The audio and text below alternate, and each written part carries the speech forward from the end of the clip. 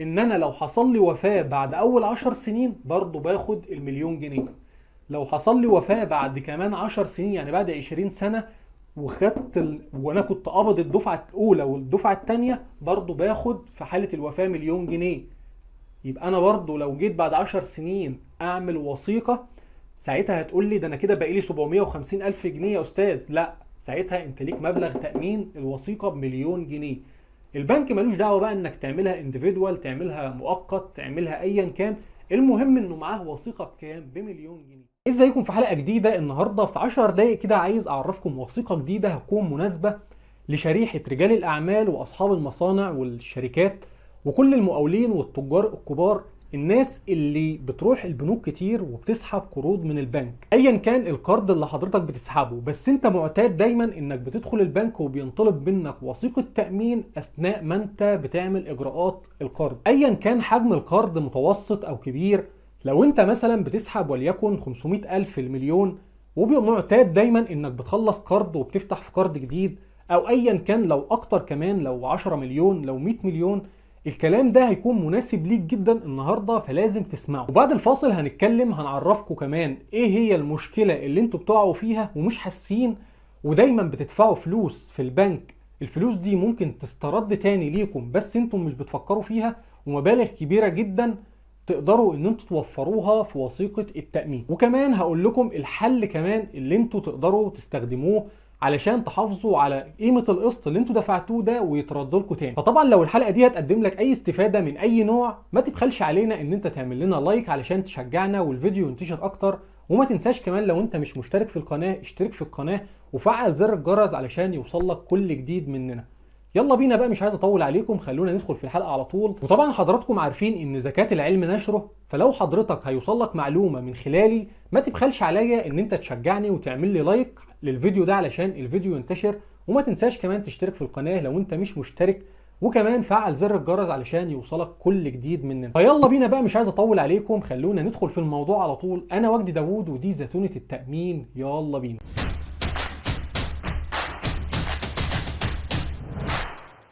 ازيكم؟ في حلقه جديده، انا وجدي داوود ودي قناه زيتونه التامين، المكان الافضل لتامين السيارات والاشخاص والممتلكات. زي ما قلنا من شويه ان الحلقه دي هتخدم شريحه رجال الاعمال واصحاب الشركات وكمان كبار التجار والمقاولين او ما شابه، يعني كل الناس اللي شايفه ان الوثيقه دي هتبقى مناسبه ليها.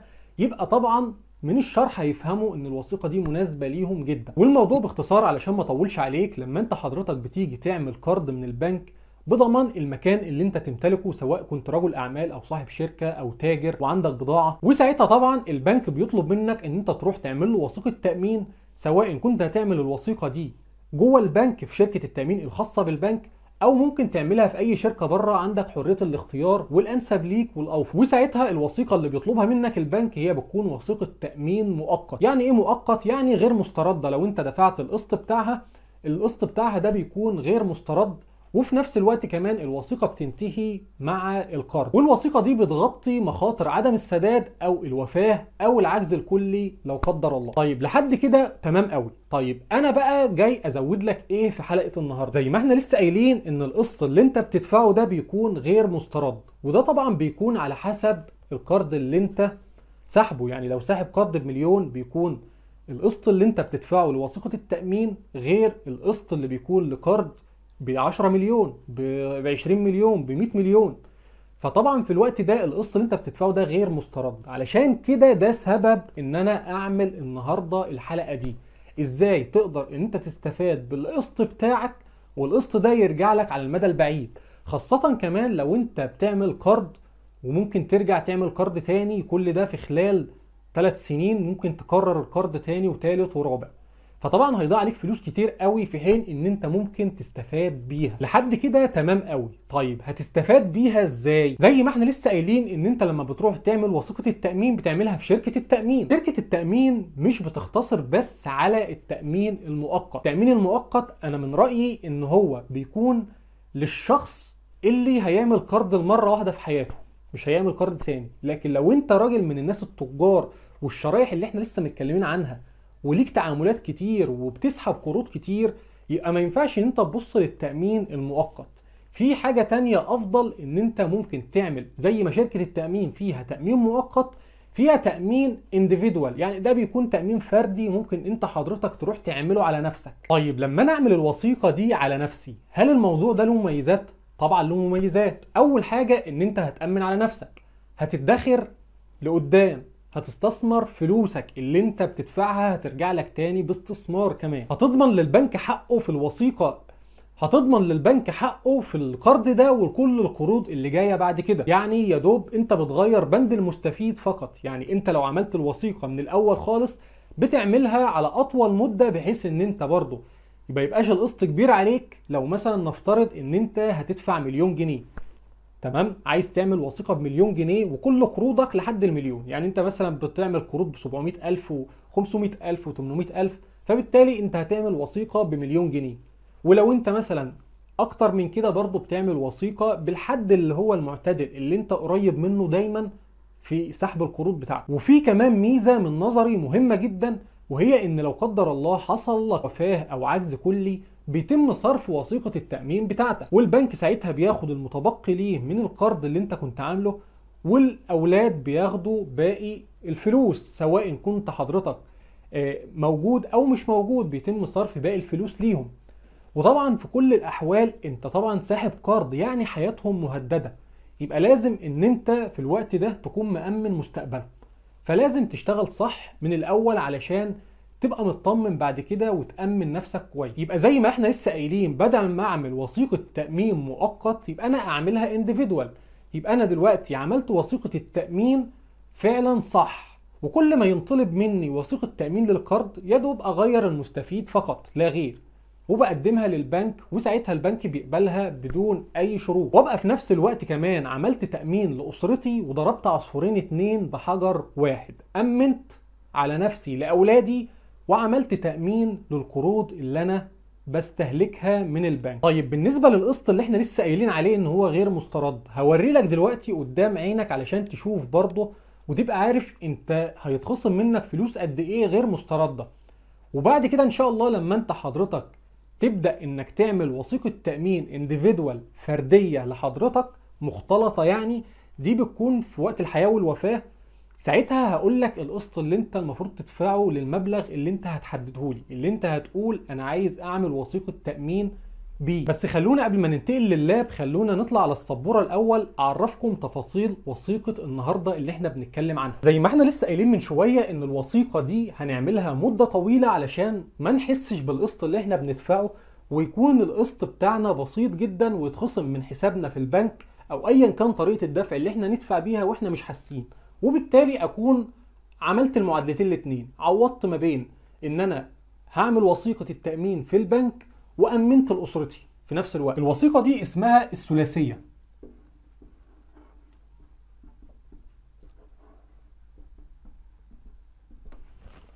طيب ايه هي وثيقة الثلاثية؟ نفترض ان جاي لي الأستاذ محمد، عنده من العمر كام سنة؟ عنده وليكن 30 سنة.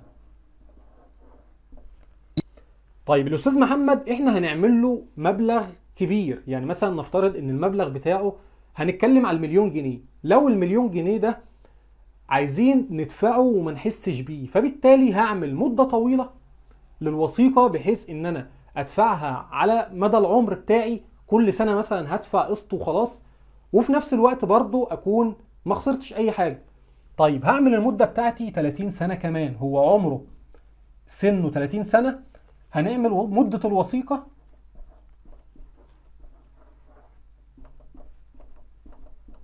30 سنة برضه. يبقى أنا النهاردة عملت له مدة وثيقة 30 سنة. الوثيقة اللي احنا بنتكلم عنها من تفاصيلها إن هي لما باجي أقبض، من صفاتها الحلوة إن أنا ما بقبضش فلوسي كلها في آخر المدة. يبقى أنا دلوقتي لو بالي مش طويل، يبقى أنا وفرت لك إن أنا قدرت أكسر المشكلة دي. يبقى أنا دلوقتي بعد كل تلت مدة هاخد ربع فلوسي. يبقى مثلا بعد 10 سنوات هاخد ربع الفلوس، وبعد كمان 10 هاخد ربع الفلوس، واخر 10 سنوات هاخد نص فلوسي. معذرة قلنا دلوقتي ان احنا الوثيقة اللي هنعملها دي اسمها الثلاثية، بس زي ما قلنا ان هي شريحة تجار، رجال اعمال، اصحاب شركات، مقاولين، كل الشرايح دي اللي احنا بنتكلم عنها النهاردة. لو نفترض مثلا ان الاستاذ محمد عايز يعمل وثيقة مثلا بمليون، الوثيقة اللي بمليون جنيه دي ايا كان لو بمليون او 10 او 100، انا دلوقتي لما باجي اعمل وثيقة تأمين، وثيقة التأمين في اللي هي الثلاثية نظامها ازاي؟ لو انا واحد مش بحب المدد الطويلة بتاعتي، لو مش بحب ان انا اعمل مدد طويلة، يبقى بالتالي افضل شيء ان انا اعمل وثيقة الثلاثية دي. هتعوض لي حاجات كتير جدا. اول حاجة فيها ان انا هكسر حاجز المدة الطويلة، يبقى انا كل 10 سنين من ال 30 سنة اللي احنا لسه قايلين عليها، كل 10 سنين هاخد ربع فلوسي من المليون جنيه، يبقى هاخد 250,000، وكمان 10 هاخد 250,000 اللي هي ربع الفلوس، وفي اخر 10 هاخد 500,000 جنيه زائد الارباح. هو في وثيقة كده؟ ايوه، هي دي وثيقة الثلاثية اللي احنا بنتكلم عنها، وبنقول الناس يا ريت تستفاد، بدل ما القسط اللي بيدفعوه على المليون جنيه ممكن يروح يدفع مبلغ محترم جدا في الاربع سنين او الثلاث سنين او الخمس سنين بتوع سداد القرض، يبقى بالتالي اوفر، بدل ما كمان اجي اعمل قرض تاني وتالت ورابع، يبقى انا على مدار ال 30 سنة ممكن اكون صرفت نص الفلوس اللي احنا هنعمل بيها وثيقة التأمين دي. يبقى انا دلوقتي ما ارغمتكش انك تعمل وثيقة جديدة مع كل قرض حضرتك هتعمله. طيب الارباح دي هنحددها ازاي؟ ده كله مش كلامنا، يعني ملوش لازمه ان احنا نخوض قوي في الوثيقه، لان ان شاء الله هبقى اشرحها بعد كده. طيب ال 250,000 جنيه دول باخدهم امتى؟ باخدهم بعد اول ربع من المده. طيب لا قدر الله لو حصل لي وفاه بعد اول ربع وخدت 250,000، دي برضو نقطة مهمة جدا، عشان كده كلمتكم في الوثيقة دي ان انا لو حصل لي وفاة بعد اول 10 سنين برضو باخد المليون جنيه. لو حصل لي وفاة بعد كمان 10 سنين، يعني بعد 20 سنة، وانا كنت قابض الدفعة الاولى والدفعة التانية، برضو باخد في حالة الوفاة مليون جنيه. يبقى انا برضو لو جيت بعد 10 سنين اعمل وثيقة، ساعتها هتقول لي ده انا كده بقالي 750,000 جنيه يا استاذ. لا، ساعتها انت ليك مبلغ تأمين الوثيقة بمليون جنيه. البنك ملوش دعوة بقى انك تعملها انديفيدوال، تعملها مؤقت، تعملها ايا كان، المهم انه معاه وثيقة بكام؟ بمليون جنيه. وساعتها كمان هيتم صرف المبلغ المتبقي للبنك والباقي للورثة. يعني اول حاجة بيبصوا لها ان البنك ياخد فلوسه، بعد كده الورثة، وابقى انا كده جمعت ما بين ان انا اعمل وثيقة وبين ان انا أأمن اسرتي. يا رب تكون المعلومة وصلت. هننتقل بقى دلوقتي علشان اعرفك ايه هو التأمين المؤقت والقسط اللي انت ممكن تدفعه كام. طيب جينا احنا هنا كده على اللاب، تعالوا بقى اوريكم الوثيقة المؤقت، الفلوس اللي انت هتدفعها، القسط اللي هتدفعه اللي هو المستهلك غير مسترد هيكون كام.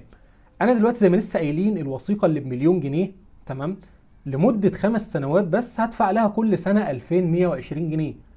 لو انت بتقارن هدفع هنا كام وهدفع هنا كام، فدي مقارنة غير عادلة. يعني ان انت تقول مثلا انا هنا 2120 بس، لكن هناك هدفع لي يجي اكتر من 30,000 جنيه في السنة. طيب انا هنا حاسب لك على معدل 5 بس، طيب هناك احنا حاسبين على معدل كام؟ حاسبين على معدل وليكن المليون. يعني احنا بنتكلم الخمس سنين دول ممكن يتكرروا في ال30 سنة كام مرة؟ يعني 6 مرات. يعني اضرب ال 2120 دول في 6، هيبقى حوالي اكتر من 12,000 جنيه بتدفعهم لو انت بتاخد بمعدل كل 5 سنين قرض. يبقى انا دلوقتي بقى بخسارة طبعا. يعني لو بدفع 12,000 من 30,000 او 33,000 جنيه، نسبة كبيرة قوي. لكن اما اعمل الوثيقة بتاعتي من 30 سنة فاتوا، او اني مثلا اعملها لمدة 30 سنة، فانا كده قسمت ال 12,000 زودت عليهم لحد ال 33، بس فلوسي راجعالي بال 12 كمان، بدل ما ادفع ال 12 على الارض. فهي دي يعني ايه، يعني كانت نصيحة، فاتمنى الناس تستفاد، واتمنى الناس تفكر فيها. انت لو بتبص لها كده، لو انت هتعمل القرض مره واحده في حياتك، فخلاص ممكن تدفع ال 2120 كل سنه، يعني الاجمالي كله في الخمس سنين حاجات بسيطه، يعني 10000 ونص ولا حاجه، فالموضوع مش هيبقى كتير قوي عليك. فلكن لو انت بتكرر القرض، لا، يبقى انا دلوقتي الافضل ان اعمل الوثيقه مثلا. لو القروض بتاعتي في حوالي مثلا مليون جنيه، يبقى انا مثلا هعمل الوثيقه بمليون، بس اعملها انديفيدوال، وبالتالي ادفع كل سنه 30000 جنيه. مش امر، بس ان انا عارف فلوسي راجعالي تاني على المدى البعيد، في وقت ما انا هكون مش قادر اني انتج زي 30 سنه قبلهم. فارجو ان تكون المعلومه وصلت، وبالتوفيق لكم كلكم ان شاء الله. ولو لو حد عنده اي استفسار، يعني ما يتحركش ان هو يكتبه لي، تحت امركم. ممكن برضو لو عايز تكلمني على الخاص، ممكن تدخل صندوق الوصف اسفل الفيديو، وتنزل تحت هتلاقي كل وسائل التواصل بتاعتي اللي انت ممكن تتواصل معايا من خلالها.